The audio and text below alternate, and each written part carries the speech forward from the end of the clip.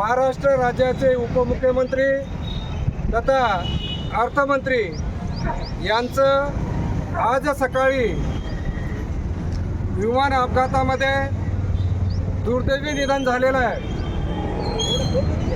सर्व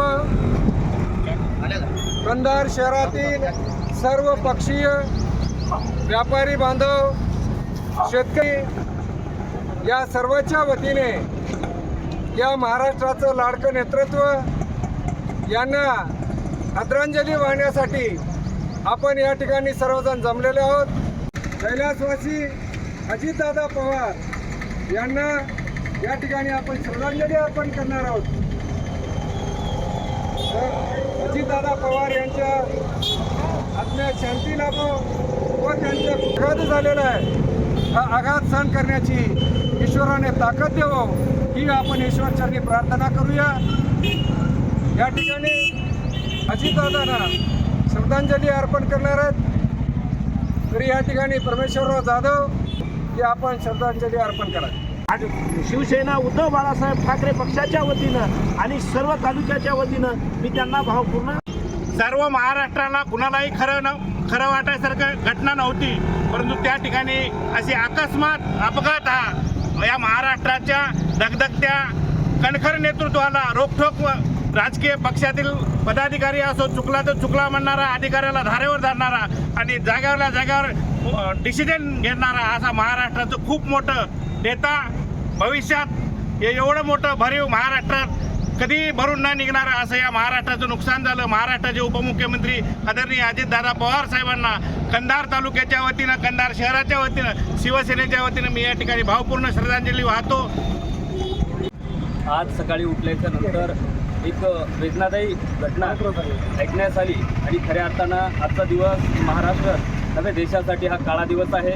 महाराष्ट्रासाठी विकासाचा चेहरा असणारा आणि महाराष्ट्रातल्या विजन घेऊन चालणारा, गाव वाडी तांडा आणि शहरासाठी एक विकासाचं विजन घेऊन उभा राहिलेला एक नेता, या नेत्याला आज महाराष्ट्र मुकला आहे आणि मी या ठिकाणी अशा नेत्याला आज संभाजी ब्रिगेड शाखा कंधारच्या वतीने भावपूर्ण आदरांजली वाहतो। ओम शांती। आज सकाळी खरोखर आपल्या महाराष्ट्राचं भवितव्य घडविणारं असं नेतृत्व आज आपल्यातून गेलेलं आहे। अजितदादाचे मी जिल्हा संघटनेतर्फे बऱ्याच वेळ त्यांचा संपर्क आला। झटकीपट प्रशासनावर पकड, सकाळच्या 10ला तो व्यक्ती मंत्रालयामध्ये जवळपास असं महाराष्ट्रावर नेतृत्वाचं प्रबळ असं प्रशासनाचं शक्ती जर कोणा एक लोकप्रतिनिधी म्हणून किंवा प्रशासनातला एक दबदबता भविष्याचा जो महाराष्ट्राचा जो नेता होता आज आपल्यातून निघून गेलेला आहे। फार मोठं नुकसान झालेलं आहे।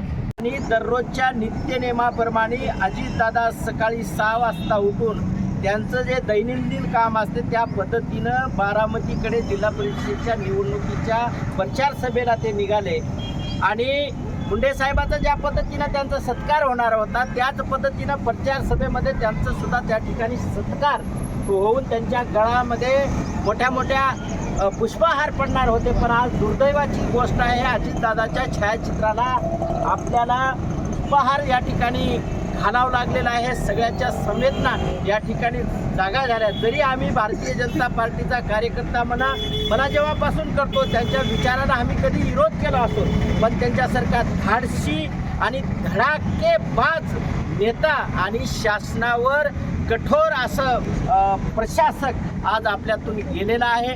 खरोखरच त्यांच्या जाण्याने महाराष्ट्रातल्या राजकारणाची तर हानी झालेलीच आहे। आमचं मन सुन्न झालं।